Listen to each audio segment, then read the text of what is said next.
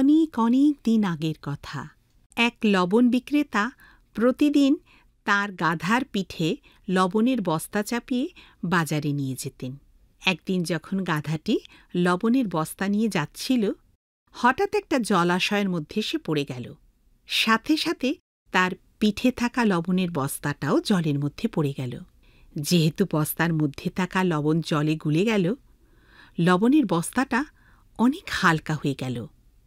এই ব্যাপারটা বুঝতে পেরে গাধাটি অত্যন্ত খুশি হল। ধূর্ত গাধাটি ঠিক করল প্রতিদিন সে এই কৌশল অবলম্বন করবে।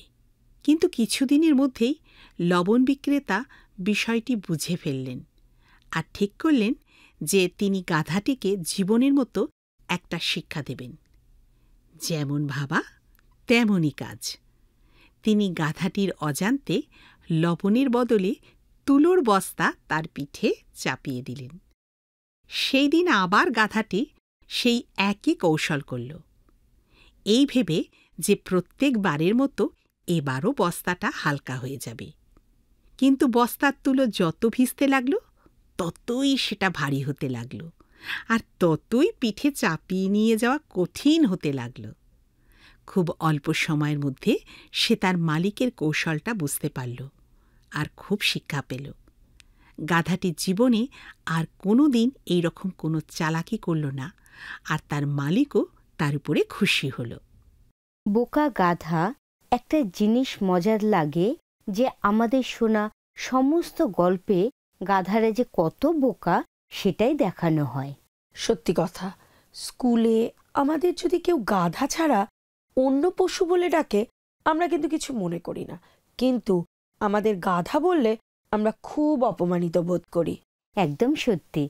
কিন্তু এই পশুদের বিষয়ে পবিত্র বাইবেল সম্পূর্ণ অন্য ধরনের চিত্র অঙ্কন করে।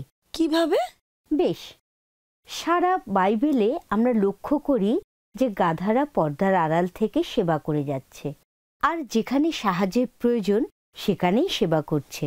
আসলে বাস্তবে গাধাদের নির্ভরযোগ্য সাহায্যকারী, পার্বতীয় অঞ্চলের জন্য যথার্থ পরিবহনকারী, কঠিন আবহাওয়ায় টিকে থাকতে পারা এবং প্রচুর ভার বহনকারী পশুরূপে চিহ্নিত করা হয়। বাহ, এ তো অসাধারণ ব্যাপার। আমি নিজে কোনোদিন গাধার পিঠে চড়িনি, কিন্তু বইতে পড়েছি যে বিগত প্রায় 2000 বছর ধরে প্রশান্ত মহাসাগর থেকে ভূমধ্যসাগর অঞ্চলে রেশম বহন করার জন্য গাধাকে প্রধান পরিবহন রূপে ব্যবহার করা হয়েছে। আরেকটা ইন্টারেস্টিং বিষয় হলো, এটা মনে করা হয় যে আসলে গাধারা ঘোড়াদের থেকে বেশি জ্ঞানী আর শান্ত হয়। একবার এই চিন্তাটা করে দেখো। দারুণ, এটা গাধাদের বিষয়ে আমার ধারণা একেবারে পাল্টে দিল। এসো, আমরা আশাময়ী নারী অনুষ্ঠানের আরেকটি নতুন পর্বে আমাদের সমস্ত দর্শকদের স্বাগত জানাই। তুমি জানো দিদি, পবিত্র বাইবেলের সময় গাধাদের শিল্প, শান্তি এবং সময় বিশেষে ঐশ্বর্যের প্রতীক হিসাবে দেখানো হতো। অন্যদিকে ঘোড়ারা ছিল সম্পদ, যুদ্ধ সামর্থ্য এবং সামরিক শক্তির প্রতীক। ইন্টারেস্টিং বিষয় হলো, ঈশ্বর ইসরায়েলীয়দের অশ্ব বা ঘোড়া সংগ্রহ করতে এবং তার জন্য মিশরে যেতে নিষেধ করেছিলেন, কিন্তু সদাপ্রভু তার প্রজাদের গর্দভ বা গাধা প্রদান করতে বলেছিলেন, যারা ছিল তাদের আসল কার্যকারী পশু এবং সদাপ্রভুর ইচ্ছানুসারে ইসরায়েলীয়দের জীবনযাপনের জন্য উপযুক্ত সাহায্যকারী। গাধা হচ্ছে সম্ভবত পবিত্র বাইবেলের প্রাচীনতম এবং সবচেয়ে বেশি উল্লেখিত পশুদের অন্যতম, আর আমরা অনেক মহান ঐতিহাসিক ঘটনার কথা জানতে পারি যার নেপথ্যে গাধাদের ভূমিকা আছে। যেমন উদাহরণস্বরূপ, পরে অব্রাহাম প্রত্যুষে উঠিয়া গর্দভ সাজাইয়া 2 জন দাস ও আপন পুত্র ইসাহাককে সঙ্গে লইলেন, হোমের নিমিত্ত কাষ্ঠ কাটিলেন আর উঠিয়া ঈশ্বরের নির্দিষ্ট স্থানের দিকে গমন করিলেন। এটা আমার মনে আছে। তারপরে যাকব তার ভাই এশোয়ের ক্রোধ প্রশমিত করার জন্য মূল্যবান উপঢৌকন রূপে 20টি গর্দভী এবং 10টি গর্দভ শাবক প্রেরণ করেছিলেন, যা লেখা আছে আদিপুস্তক তার 32 অধ্যায় 5 পদে। ও হ্যাঁ, তারপর আমরা জানি যাকবের পুত্রদের কথা, যারা মহা দুর্ভিক্ষের সময়ে মিশর দেশ থেকে তাদের গর্ধবের উপরে চাপিয়ে শস্য নিয়ে এসেছিলেন, যা পাওয়া যায় আদিপুস্তক তার 42 অধ্যায় 26 পদে। এগুলোর মধ্যে আমার সবচেয়ে প্রিয় অবশ্যই হচ্ছে অবিগলের কাহিনী, যিনি দাউদ এবং তার সঙ্গী যুবকদের জন্য তাড়াতাড়ি খাদ্য প্রস্তুত করেছিলেন, যারা তার দুষ্ট স্বামী নাবালের সঙ্গে লড়াই করবার জন্য প্রস্তুত হচ্ছিলেন। আমরা প্রথম শমূয়েল তার 25 অধ্যায় 18তে লেখা আছে, অবিগল তার চাকরদের আজ্ঞা দিয়েছিলেন 200 রুটি, 2 কোপা দ্রাক্ষারস, 5টি প্রস্তুত মেষ, 5 কাটা ভাজা শস্য, 100 গুচ্ছ শুষ্ক দ্রাক্ষাফল ও 200 ডুমুর চাক প্রস্তুত করতে। অবিগল সেই সমস্ত তার গর্ধবের উপরে চাপিয়ে দাউদ আর তার সঙ্গীদের সঙ্গে সাক্ষাৎ করতে গিয়েছিলেন। অসাধারণ। তারপর আর একটা কাহিনী আছে, যেখানে একজন ভাবী রাজা আর তার হারিয়ে যাওয়া গাধাদের বিষয় বলা হয়েছে। হারিয়ে যাওয়া গাধা, এটা কার বিষয়? তিনি ছিলেন বিন্যামিন বংশের একজন সুদীর্ঘ সুন্দর যুবক। আসুন তাহলে আমরা একটি ভিডিও দেখি। তার নাম ছিল শৌল। আর একদিন তার পিতা কিসের কয়েকটি গাধা হারিয়ে গেল।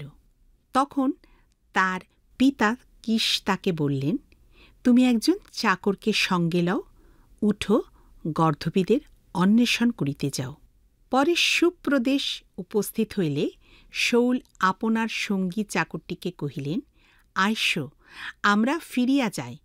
কি জানি আমার পিতা গর্ধবীদের ভাবনা ছাড়িয়া দিয়া আমাদের জন্য ভাবিত হইবেন। কিন্তু তার চাকর তাকে বললেন, দেখুন, এই নগরে ঈশ্বরের একজন লোক আছেন, তিনি অতি সম্মানিত। তিনি যাহা যাহা বলেন সকলই সিদ্ধ হয়। চলুন, আমরা এখন সেই স্থানে যাই, হয়তো তিনি আমাদের গন্তব্যপথ বলিয়া দিতে পারিবেন। পরে শমূয়েল শৌলকে দেখিলে সদাপ্রভু তাহাকে কহিলেন, দেখো, এ সেই ব্যক্তি যাহার বিষয়ে আমি তোমার কাছে বলিয়াছিলাম, সেই আমার প্রজাদের উপরে কর্তৃত্ব করিবে। তখন শৌল তার দেশে শমূয়েলের নিকটে উপস্থিত হইয়া জিজ্ঞাসা করিলেন, বিনয় করি দর্শকের গৃহ কোথায় আমাকে বলিয়া দিউন। তখন শমূয়েল শৌলকে উত্তর করিলেন, আমিই দর্শক, আমার অগ্রে অগ্রে উচ্চস্থলিতে চলো, কেননা অদ্য তোমরা আমার সহিত ভোজন করিবে। প্রাতে আমি তোমাকে বিদায় করিব এবং তোমার মনের সমস্ত কথা তোমাকে জ্ঞাত করিব। আর অদ্য 3 দিন হইল তোমার যে সকল গর্ধপী হারাইয়াছে, তাহাদের জন্য মনে ভাবিত হইও না, সে সকল পাওয়া গিয়াছে। আর ইসরায়েলের সমস্ত বাঞ্ছনীয় দ্রব্য কাহার? সে সকল কি তোমার এবং তোমার সমস্ত পিতৃকুলের নয়? বাইরে থেকে দেখলে শৌল একজন দৈত্যাকৃতি মানুষ ছিলেন।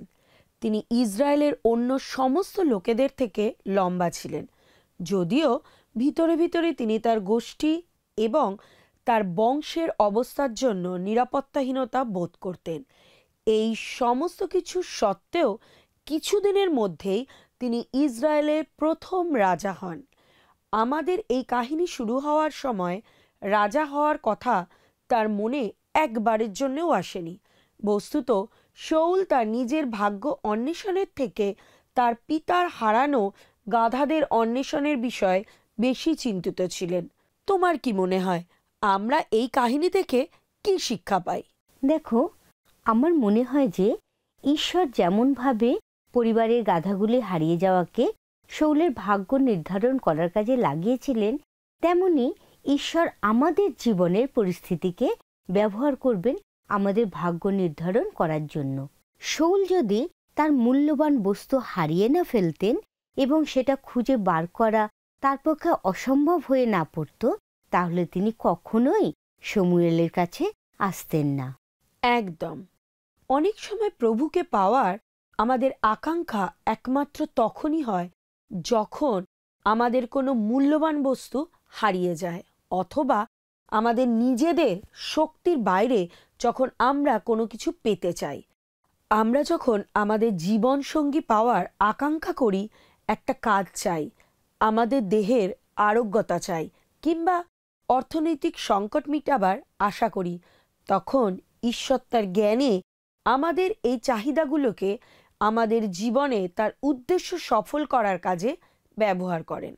অনেক সময় একটি গাধার আত্মিক অর্থ নম্রতা, সেবা এবং অধ্যবসায়ের সঙ্গে যুক্ত করা হয়। জীবনের বাধা বিপত্তি অতিক্রম করা আর আত্মিক বৃদ্ধি লাভ করার প্রত্যেক রূপে অনেক সময় গাধাকে ব্যবহার করা হয়। তারা আমাদের বিনয়ী হতে এবং আমাদের অপূর্ণতাকে জড়িয়ে ধরতে শিক্ষা দেয়। আর যেহেতু তারা ভারী বস্তু বহন করার ক্ষমতার জন্য পরিচিত, সেটা অন্যদের সেবা করা আর তাদের আত্মিক যাত্রায় সাহায্য করাকে চিহ্নিত করে। আর অবশ্যই গাধাদের অবিশ্বাস্য পরিমাণে শক্তি আর সহনশীলতা আছে, যা আমাদের দেখায় যে আত্মিক বৃদ্ধিতে জীবনের বাধাগুলি অতিক্রম করতে আমাদের কতখানি অধ্যবসায়ের প্রয়োজন হয়। অনেক দিন আগে একটি গ্রামে একজন ধোপা আর তার গাধা বসবাস করত। ধোপা দিনের বেলা তার গাধাটিকে দিয়ে জামা কাপড়ের অনেক বোঝা বহন করাত, আর রাতের বেলায় সে তাকে পাড়া প্রতিবাসীর ক্ষেতে ছেড়ে দিত, যাতে সে সেখানে চড়তে পারে। এক রাতে গাধাটির সঙ্গে একটি শেয়ালের দেখা হলো, আর তারা খুব বন্ধু হয়ে গেল। তারা দুজনে মিলে একটা খেতে গেল, আর সেখানে গিয়ে অনেক শশা ফলে থাকতে দেখল। তারা তাদের মন ভরে সেগুলো খেয়ে ফেলল। পেট ভরে সুস্বাদু শশা খেয়ে গাধা ঠিক করল যে সে গান গাইবে।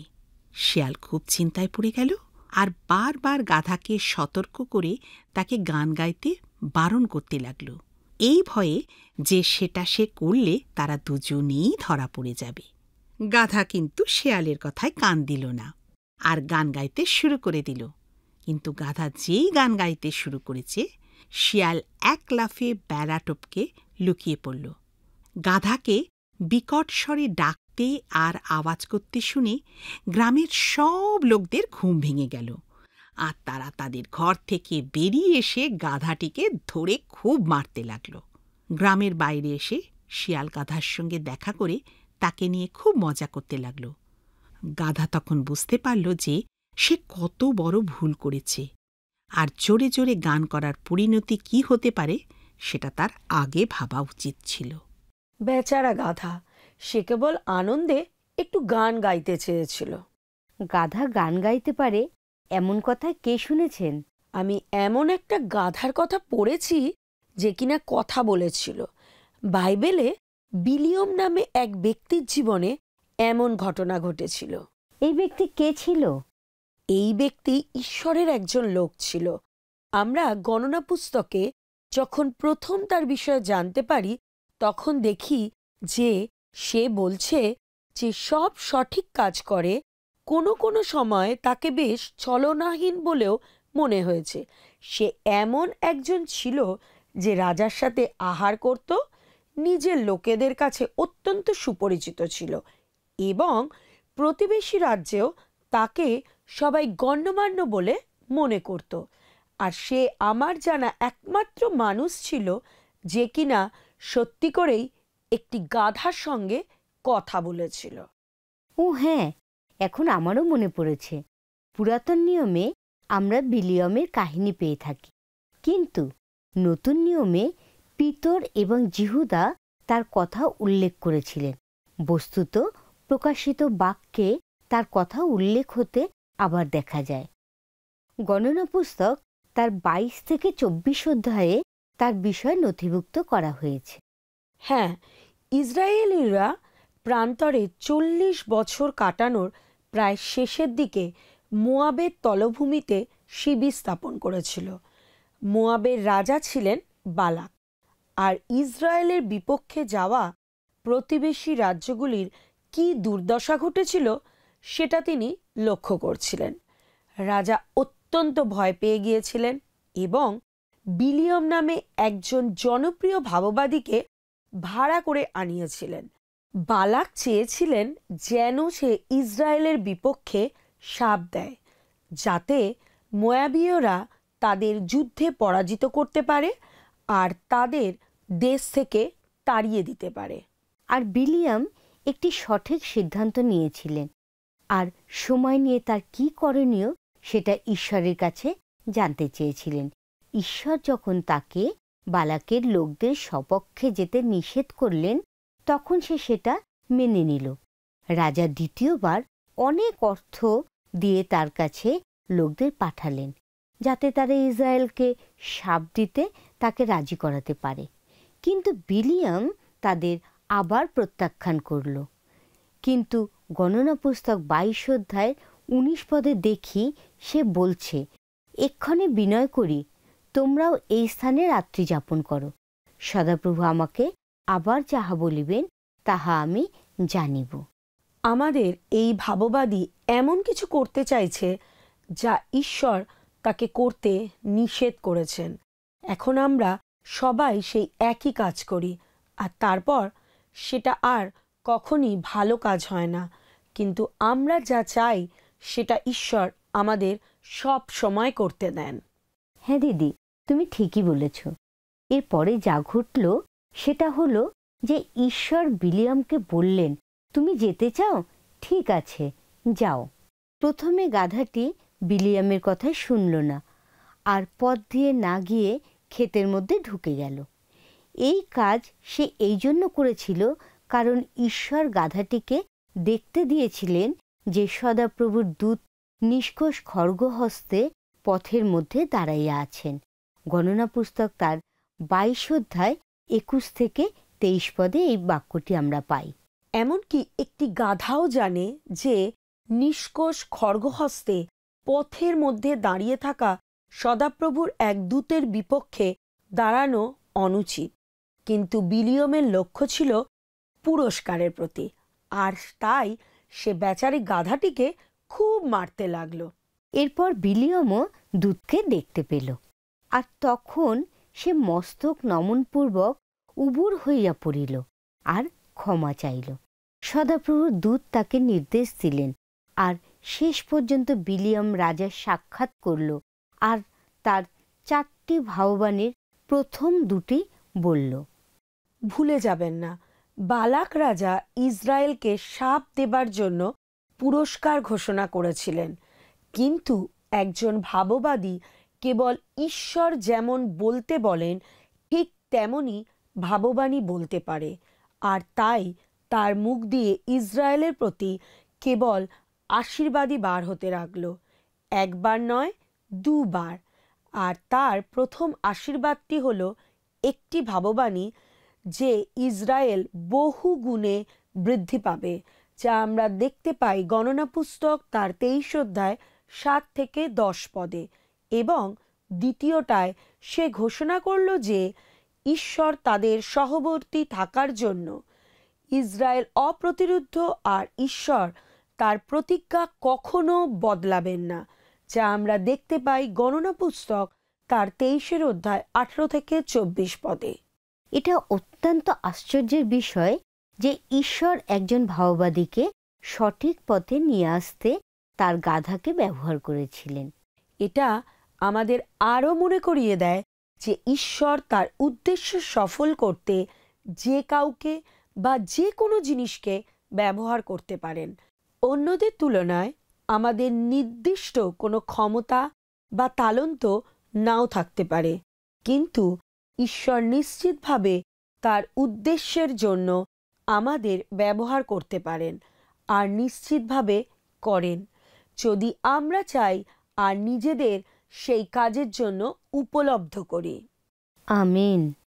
উপলব্ধ হওয়ার প্রসঙ্গ উঠল, কথাটা আমাকে আরেকটি গাধার কথা মনে করিয়ে দিল, যা লেখা আছে লুকলিখিত সুসমাচার তার 19 অধ্যায়ের 28 থেকে 38 পদে।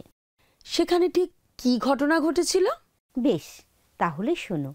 যিশু যখন জেরুসালেমের দিকে উঠিতে লাগিলেন, তিনি জানতেন যে জেরুসালেমে তাকে হত্যা করা হবে। তবু তিনি সেখানে গেলেন। জেরুসালেমের বাইরে জৈতুন পর্বতের উল্টো দিকে পাশাপাশি দুটো গ্রাম ছিল, বৈতফগি আর বৈথনিয়া। বৈতফগি কথার অর্থ হল অপক্ক ডুমুর ফলের গৃহ, আর বৈথনিয়া কথার অর্থ হল ডুমুর ফলের গৃহ। বৈথনিয়ায় মার্থা আর মরিয়ম থাকতেন, তাই না? আর লাসার যিশুর বন্ধু, যাকে তিনি মৃত্যু থেকে উঠিয়েছিলেন। হ্যাঁ, তোমার কথা একদম ঠিক। যাই হোক, প্রভু যীশু আর তার শিষ্যরা যখন বৈথনিয়ার কাছাকাছি পৌঁছালেন, তিনি শিষ্যদের গ্রামে গিয়ে একটা গাধা নিয়ে আসতে বললেন। কিন্তু কেউ তাদের বাধা দিল না। না, আসলে প্রভু যীশু শিষ্যদের বলে দিয়েছিলেন যে তারা গিয়ে গাধাটাকে নিয়ে আসবেন। আর যদি কেউ তোমাদিগকে জিজ্ঞাসা করে, এটি কেন খুলিতেছ, তবে এইরূপ বলিবে, ইহাতে প্রভুর প্রয়োজন আছে, যা লেখা আছে লোকলিখিত সুসমাচার তার 19 অধ্যায় 31 পদে। কিন্তু প্রভু যিশুর একটি গাধার কি প্রয়োজন ছিল, আর একটি গর্দভ শাবকই বা কেন? বেশ, দেখো, প্রথমত একটা পশুর বয়স তার বিশুদ্ধতাকে প্রতিফলিত করে। প্রাচীন ইব্রীয় জগতে একটি বলির পশুকে এমন একটি পশু হতে হতো যে কিনা শুদ্ধ নিষ্কলঙ্ক হবে, যাকে আর কোনো কাজে ব্যবহার করা হয়নি। প্রভু যীশু এই জগতে এবং জেরুসালেমে এসেছিলেন নম্রতার সাথে, যা একটি গাধার প্রতীক। ঘোড়া নয়, কিন্তু একটি গাধায় চড়ে তার জেরুসালেমে প্রবেশ হচ্ছে শান্তির প্রতীক। তিনি যুদ্ধ জয় করতে আসছিলেন না, তিনি শান্তি সহকারে আসছিলেন, কারণ তিনি হচ্ছেন শান্তিরাজ। গাধায় চড়ে আসা এও দেখিয়েছিল যে তিনি রাজাদের সঙ্গে নয়, কিন্তু সাধারণ মানুষের সঙ্গে সংযুক্ত হতে আসছিলেন। কিন্তু এখানে আরও একটি উল্লেখযোগ্য বিষয় আছে, যার বিষয়ে আমরা আগে লক্ষ্য করিনি। আমার মনে আছে, আমি একবার একটা বাক্য প্রচার শুনেছিলাম, আর প্রচারক বলেছিলেন যে প্রভু যিশুর সময়ে একটি সাধারণ মধ্যবিত্ত পরিবারে গাধা ছিল একটি মূল্যবান সম্পদ। ঠিকই বলেছ। তাহলে সেই ছোট পশুটিকে বেছে নিয়ে প্রভু যীশু কি করেছিলেন? এই ঘটনা থেকে আমরা কি শিক্ষা পেতে পারি? আমার মনে হয় সেটা হলো এই যে ঈশ্বর যদি একটা অত্যন্ত নম্র আর সাদামাঠা পশুকে তার মহা গৌরবের কাজে ব্যবহার করতে পারেন, তাহলে যদি আমরা ইচ্ছা প্রকাশ করি, তিনি আপনাকে আর আমাকে কেন ব্যবহার করবেন না? আমরা যদি এমন কথা শুনি, প্রভুর তোমাকে প্রয়োজন আছে, তাহলে আপনার উত্তর কি হবে বন্ধু? আপনি কি সেই কথা বিশ্বাস করবেন? আমার সন্দেহ হয় যে আমরা যারা খ্রিস্ট বিশ্বাসী, আমাদের মধ্যে বেশিরভাগ জনই মনে করি যে আমরা অতি কম, আমাদের বিষয় ঈশ্বরের মনে বিশেষ কিছু নেই। অনেক লোকের মতোই আমরা নিঃশব্দ হতাশার মধ্যে জীবনযাপন করি। মহান আশীর্বাদ আর তার অপূর্ব কাহিনী যা ঈশ্বর আমাদের জন্য সঞ্চয় করে রেখেছেন, সেটা পাওয়ার একদমই চেষ্টা করি না। ঈশ্বরের আহ্বানে হয়তো আমরা উত্তর দিয়ে বলি, আমি খুব বুড়ো, ছোট, গরিব, ক্লান্ত, পাপী, ব্যস্ত, অভিভূত। আমরা হয়তো প্রতিক্রিয়া জানিয়ে প্রশ্ন করি, ঈশ্বর কেন বলবেন যে আমাকে তার দরকার, যখন আমার মনে হয় না যে তিনি আমার জীবনে উপস্থিত আছেন বলে? কিন্তু আমার মতো একজনকে ঈশ্বর কেন ব্যবহার করতে চাইবেন? আমরা হয়তো ঈশ্বরকে এমন কথাও জিজ্ঞাসা করতে পারি, এমন একজন কেন নয় যে বেশি পবিত্র, বেশি ভালো, বেশি দয়ালু, বেশি সুন্দর, কম বয়সী, বেশি বয়সী, বেশি ধনী, বেশি সফল? তবু অন্তরের গভীরে আমরা আরও বেশি পাবার আশা করি। আমরা চাই যেন ঈশ্বরের মহান পরিকল্পনার অংশ হতে পারি। আমরা আমাদের সঠিক মূল্য পেতে চাই। আমরা চাই আমাদের আবশ্যকতা থাকবে আর আমরা ভালোবাসার পাত্র হব। গাধারা ঘোড়াদের থেকে আয়তনে অনেক ছোট, আর অত সুন্দরও দেখতে হয় না। অনেকে হয়তো তাদের কুৎসিত মনে করতে পারে, তবু গাধাদের এমন কিছু চারিত্রিক বৈশিষ্ট্য আছে যা তাদের ঘোড়াদের থেকে বাঞ্ছনীয় করে তোলে। গাধারা সচরাচর সতর্ক এবং তাদের কাজে অবিচল থাকে। বেশিরভাগ গাধারা শান্ত, অনুরক্ত এবং বুদ্ধিমান জীব হয়। দেখো, যখন প্রভু যিশুর বিষয়ে, মানুষের বিষয়ে তিনি কি চান, তিনি আমাদের হৃদয় অনুসন্ধান করেন। প্রভু যিশু এমন মানুষের অন্বেষণ করেন না যারা নিজেদের গৌরবের আকাঙ্ক্ষা করে, অথবা এমন মানুষ যারা বিশ্বাস করে যে তাদের শক্তি, সৌন্দর্য কিংবা বল সবই তাদের নিজেদের জন্য, যা প্রভু যিশুর কাছ থেকে আসে, আর তার যেমন ইচ্ছা তিনি সেটা তেমনই ব্যবহার করেন। এটা আমাদের বিষয় না, তার বিষয়। প্রভু যিশু গাধাটির উপর তার কাজের জন্য নির্ভর করতে পেরেছিলেন, কারণ নির্ভরতা হচ্ছে গাধার অন্যতম শক্তি। দুর্বলতা থাকা খারাপ কিছু নয়। যদি আমরা নিজেদেরকে প্রভু যিশুর কাছে সমর্পণ করি, তবু তিনি আমাদের ব্যবহার করতে পারেন। গাধা খুবই ত্রুটিপূর্ণ পশু, তবু প্রভু যিশু তাকে ব্যবহার করেছিলেন। ঈশ্বরের পরিকল্পনায় আমরা অমূল্য। আমাদের প্রত্যেকের জন্য আর জগতের জন্য তার মহান পরিকল্পনা আছে, আর আমরা তার পরিকল্পনার একটি গুরুত্বপূর্ণ অংশ। ঈশ্বরের ইচ্ছা আমাদের নিয়ে অথবা আমাদের ছাড়াই পূর্ণ হবে, কিন্তু ঈশ্বর চান বাইবেলের বিভিন্ন গাধাদের মতোই তার কাজের জন্য আমরা যেন সর্বদা প্রস্তুত থাকি। সেবার জন্য প্রস্তুত, সাহায্যের জন্য প্রস্তুত, উৎসাহ দিতে প্রস্তুত, একে অন্যের ভার বহন করে ঈশ্বরের কাছে নিয়ে যেতে প্রস্তুত। ঈশ্বর আমাদের আহ্বান করেন যেন আমরা একটি গাধার মতো নম্রতা এবং সেবার জীবনযাপন করি। তাহলে বন্ধু, আসুন প্রার্থনায় যাই। আসুন আমরা প্রার্থনা করি। পরম করুণাময় পিতা ঈশ্বর, তোমার ধন্যবাদ দিই পিতাগো আজকের এই সুন্দর সময়ের জন্য। পিতাগো, এই সুন্দর সময়ের ভেতর দিয়ে তুমি আমাদেরকে নিয়ে গেছো এবং আমরা এখানে যা কিছু শিখেছি তা নিয়ে যেন আমরা এগিয়ে চলতে পারি। প্রভুগো, নত নম্র হতে শেখাও আমাদেরকে, এবং সেই নততা নম্রতার ভেতর দিয়ে আমরা যেন সেই সেবা করতে পারি। প্রভু, তুমি সেই আশীর্বাদ করো। সকল ধন্যবাদ, মহিমা, প্রশংসা তোমারই হোক। এই ছোট প্রার্থনা প্রভু যিশু তোমার নামে চাই, আমেন। আগামী সপ্তাহ অবধি আমাদের প্রার্থনা এই যে আপনারা প্রত্যেকে এই পর্বের দ্বারা আশীর্বাদযুক্ত আর উৎসাহিত হন। আর স্ক্রিনে দেওয়া নাম্বারে একটি মিসড কল দিন আর প্রার্থনার নাম্বারে কথা বলুন। আগামী সপ্তাহে আবার দেখা হবে। নমস্কার।